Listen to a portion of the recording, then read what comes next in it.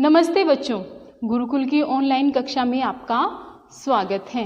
मैं सरोज शास्त्री आज आपको रुचिरा भाग 1 के अंतर्गत पाठ 8 सुक्ति स्तबकः पढ़ाऊंगी, जिसके 2 श्लोकों को जिसका कुछ भाग हम इससे पहले पढ़ चुके हैं। आइए बच्चों, आगे हम पढ़ते हैं। सुक्ति स्तबकः क्या होता है बच्चों? सुक्ति स्तबकः, जैसा कि हमने पिछली कक्षा के अंतर्गत पढ़ा था, सुक्ति स्तबकः सुंदर वचनों का समूह। ठीक है बच्चों, सुंदर उक्ति, वचन या विचार, स्तबकः समूह, सुंदर वचनों का समूह। तो आइए बच्चों, सुंदर वचनों का समूह हम एक बार फिर से दोहराते हैं। ठीक है बच्चों, तो पिछली कक्षा के अंतर्गत जिन सुंदर वचनों को हमने पढ़ा था और जो आज पढ़ने जा रहे हैं, इन सभी का हम एक साथ सबसे पहले हम गायन विधि द्वारा इनका पठन करते हैं। तो आइए बच्चों, इन सुंदर वचनों का गायन करते हैं। सबसे पहला श्लोक जो हम पिछली कक्षा के अंतर्गत पढ़ चुके हैं, क्या था वो? उद्यमेन हि सिद्ध्यन्ति कार्याणि न मनोरथै, न हि सुप्तस्य सिंहस्य प्रविशन्ति मुखे मृगः। पुस्तके पठितः पाठः जीवने नैव साधितः, किं भवेत्तेन पाठेन जीवने यो न सार्थकः। ठीक है बच्चों, आज के हम सुंदर विचार पढ़ते हैं। प्रिय वाक्य प्रदानेन सर्वे तुष्यन्ति मानवः, तस्मात् प्रियं हि वक्तव्यं वचने का दरिद्रता।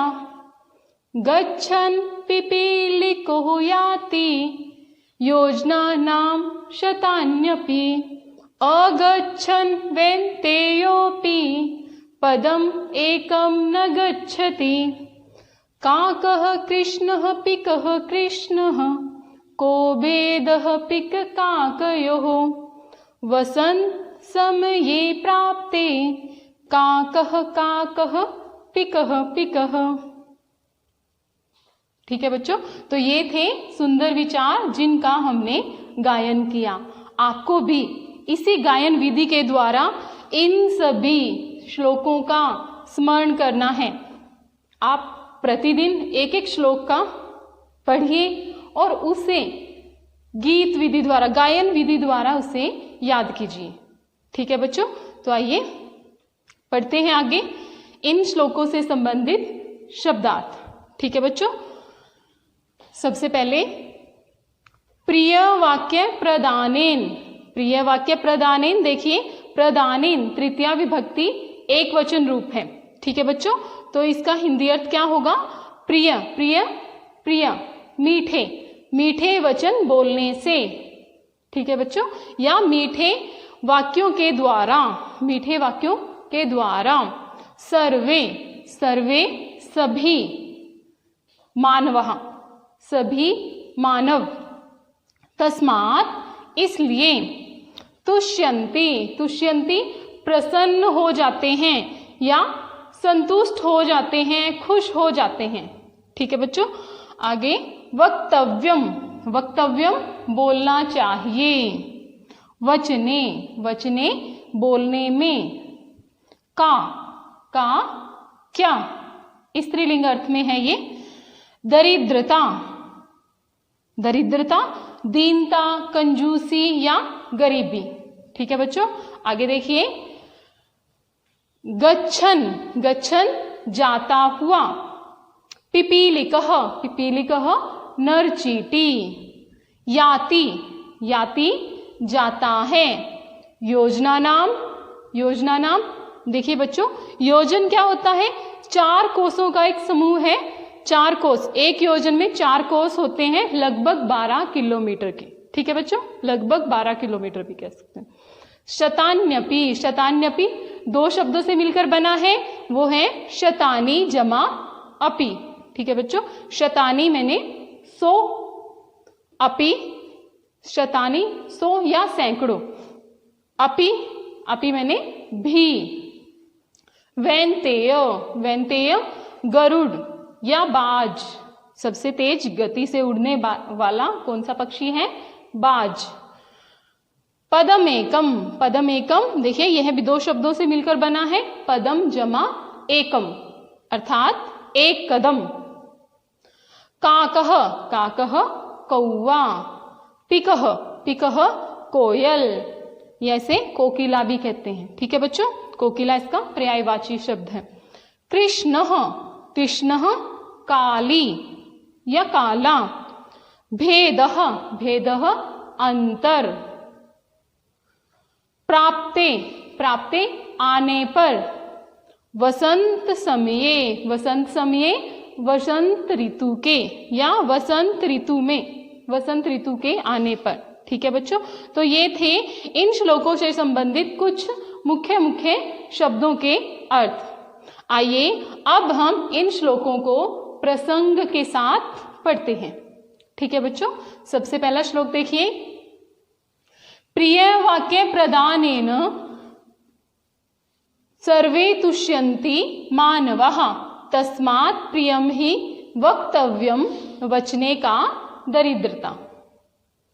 सर्वप्रथम इसका प्रसंग, प्रसंग किस तरह से लिखेंगे आप इसका कि प्रस्तुत श्लोक हमारी संस्कृत पाठ्य पुस्तक रुचिरा भाग 1 के सुक्ति स्तबकः नामक पाठ से लिया गया है, जिसमें सभी को मीठे वचन बोलने की शिक्षा दी गई है या प्रेरणा दी गई है।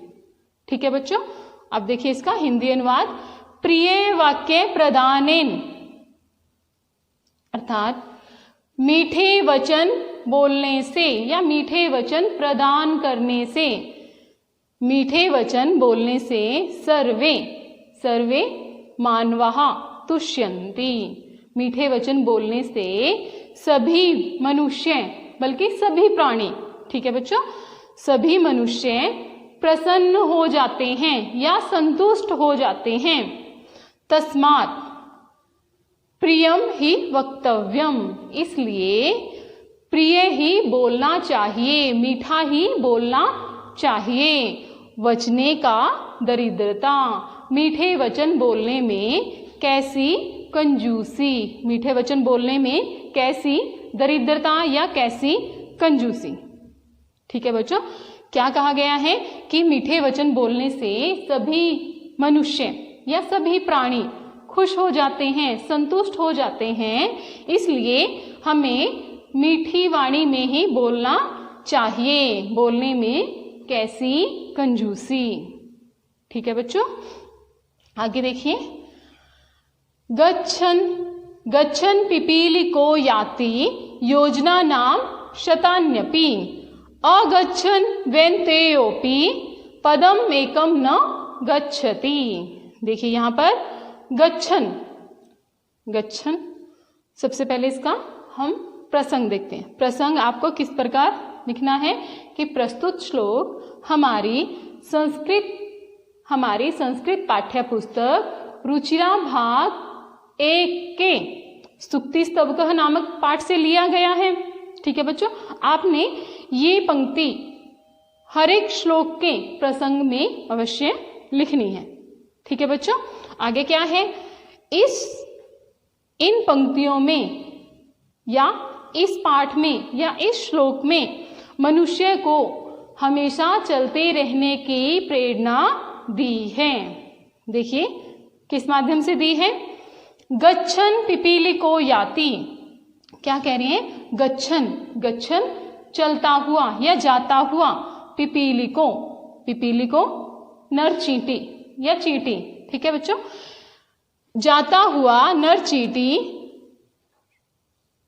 शतान्यपि, शतान्यपि योजना नाम याति। क्या कह रहे हैं कि जाता हुआ नर चींटी सैकड़ों योजन, सैकड़ों योजन भी पार कर लेता है या सैकड़ों योजन दूर तक भी चला जाता है, सैकड़ों योजनों की दूरी भी तय कर लेता है। अगच्छन् वैन्तेयोपि पदम एकम न गच्छति, परंतु इसके विपरीत अगच्छन् न चलता हुआ या न जाता हुआ, वैन्तेयोपि, वैन्तेयः जमा अपि, दो शब्दों से मिलकर बनाया हुआ ये शब्द भी। वैन्तेय मैंने गरुड़, अपि मैंने भी। देखिए, न चलता हुआ गरुड़ भी पदम एकम न गच्छति, एक कदम भी नहीं चल सकता, एक कदम की भी दूरी तय नहीं कर सकता। कहने का भाव क्या है कि नर चींटी, चींटी जो कि सबसे छोटी होती है और धीरे धीरे चलती है, धीरे धीरे चलती है, किंतु जब वो लगातार चलती रहती है तो कई कोसों दूर चली जाती है, कई सैकड़ों योजन दूर चली जाती है, मतलब कई सैकड़ों की दूरी तय कर लेती हैं। किंतु यदि कोई प्राणी चल ही नहीं रहा है, कोई प्राणी अपनी जगह पर स्थिर बैठा हुआ है, अर्थात न चलता हुआ गरुड़ भी, जो कि सबसे तेज गति से उड़ता है ना। बाज के बारे में आपने सुना होगा कि बाज एक ऐसा पक्षी है जो सबसे तेज गति से उड़ता है ना। और आकाश में जब अपना शिकार पकड़ता है तो एक ही जगह, एक ही स्थान पर कई घंटों स्थिर रहता है ना। जब अपने शिकार को पकड़ता है तो आकाश में वो एक ही जगह पर स्थिर उड़ता रहता है। देखा होगा आपने कभी आकाश में, आप देखना, ठीक है बच्चों, कि न चलता हुआ गरुड़ भी एक कदम भी नहीं जा सकता, एक कदम भी नहीं जाता। ठीक है बच्चों, इसलिए क्या कह रहे हैं कि जीवन में हमेशा परिश्रम करते रहना चाहिए। ठीक है बच्चों, जैसा कि प्रथम श्लोक में भी कहा गया था कि परिश्रम से ही कार्य सफल होते हैं, इच्छाओं से नहीं। जिस प्रकार सोए हुए शेर के मुख में हिरण अपने आप प्रवेश नहीं कर सकता, ठीक है, उसी प्रकार क्या है, बिना परिश्रम के कार्यों का फल भी नहीं मिल सकता। ठीक है बच्चों, इसमें भी वही कहा गया है, चाहे धीमी गति से कार्य करो, लेकिन हमें अपनी मेहनत और लगन से ही अपने काम पूरे करने चाहिए। ठीक है बच्चों, आगे देखिए, काकः कृष्णः पिकः कृष्णः को भेदः पिक काकयो वसंत समये प्राप्ते काकः काकः पिकः पिकः। अब देखिए आपको इसका प्रसंग, जैसे प्रथम श्लोकों का, इससे पूर्व श्लोकों का आपने प्रसंग लिखा है, उसी प्रकार इसका प्रसंग कि प्रस्तुत श्लोक हमारी संस्कृत पाठ्य पुस्तक रुचिरा भाग 1 के सुक्ति स्तबकः नामक पाठ से लिया गया है। इस श्लोक में बताया गया है कि किसी भी प्राणी की पहचान, असली पहचान उसके गुणों से ही होती है। देखिए किस प्रकार क्या कहा गया है इसमें, हिंदी अनुवाद देखिए इसका, काकः कृष्णः पिकः कृष्णः, कौवा काला होता है, पिकः कृष्णः, कोयल भी काली होती है, कः भेदः पिक काकयो, क्या भेद है कोयल और कौवे में, अर्थात देखने मात्र से तो हमें कोई भी अंतर उनमें नजर नहीं आता ना। जैसे आप पिक्चर देख सकते हैं कि कौवे और कोयल एक समान ही दिखाई देते हैं ना, किंतु वसंत समये प्राप्ते, किंतु बसंत ऋतु के आने पर, बसंत ऋतु के आगमन पर काकः काकः, कौवा कौवा होता है, पिकः पिकः, कोयल कोयल होती है। अर्थात इनके गुणों से ही इनकी पहचान होती है। गुण कैसे, कौवा कैसी वाणी में बोलता है, काऊ काऊ इसी प्रकार बोलता है, लेकिन उसकी वाणी को कोई भी पसंद नहीं करता ना। किंतु कोयल की वाणी सबको मधुर मीठी लगती है, अच्छी लगती है। और जब वो अपनी मधुर मधुर वाणी में पेड़ों की डालियों पर बैठकर बोलती हैं तो सभी उसका स्वागत करते हैं, उसकी वाणी को सुनते हैं ना, किंतु कौवे की वाणी को कोई भी नहीं सुनता। कहने का भाव क्या है कि किसी भी प्राणी की पहचान उसके बाहरी रूप रंग से नहीं होती, बल्कि उसके गुणों से होती है, जैसे कि कोयल और कौवे की। ठीक है बच्चों, कोयल के विषय में एक और मंतव्य, मतलब एक और बात कही गई है। एक विशेषता क्या है कोयल की, कि कोयल के बारे में यह माना जाता है कि कोयल बसंत ऋतु में ही बोलती है ना, तो बसंत ऋतु में ही क्यों बोलती है, क्यों बोलती है? कभी आपने इस विषय में विचार किया या सुना है आपने कि बसंत ऋतु में कोयल क्यों बोलती है? देखिए, ऐसा माना जाता है कि बसंत ऋतु में क्या होता है, बसंत ऋतु में पतझड़ ऋतु के बाद बसंत ऋतु आती है, तो बसंत ऋतु में क्या होता है, पेड़ नए नए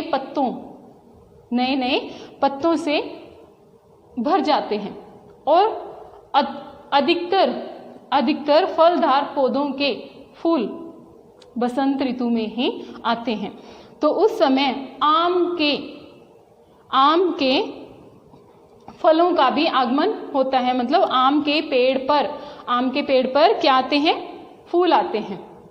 तो कोयल क्या करती है, बसंत ऋतु में आम के पेड़ की डालियों पर बैठकर अपनी मधुर वाणी में बोलती है। इससे यह समझा जाता है कि कोयल यदि पेड़ की डाली पर बैठकर बोलेगी तो आम के जो फल हैं वो अत्यधिक मीठे होंगे। ठीक है बच्चों, तो उसके गुणों के कारण ही लोग उसे अपने पेड़ों, मतलब या किसी के घर में कोई पेड़ है तो उस पर जब वो बोलती है तो उसको बोलते हुए कोई भी उसे उड़ाता नहीं है, उसे बोलने देता है और उसकी मधुर वाणी को सुनने का सभी आनंद लेते हैं। ठीक है बच्चों, तो इसलिए क्या कहा गया है इसमें कि सभी को अपने मीठे मधुर वचनों में ही बोलना चाहिए। ठीक है बच्चों, तो ये थे इस पाठ से संबंधित सुंदर वचन। आशा है कि आपको सभी समझ में आए होंगे। ठीक है बच्चों, आप इस पाठ से संबंधित सभी श्लोकों को पुनः स्मरण करें, पुनः पढ़ें, इनको गायन विधि के द्वारा इनका उच्चारण करें। ठीक है बच्चों, और प्रत्येक श्लोकों को कंठस्थ करें आप। ठीक है बच्चों, श्लोकों को आप कंठस्थ करें, इस पाठ से संबंधित सभी शब्दार्थों को और सभी श्लोकों को सप्रसंग हिंदी व्याख्या के साथ अपनी कक्षा पुस्तिका में लिखें और याद करें। ठीक है बच्चों, इसी के साथ आज की कक्षा यहीं तक ही। धन्यवाद।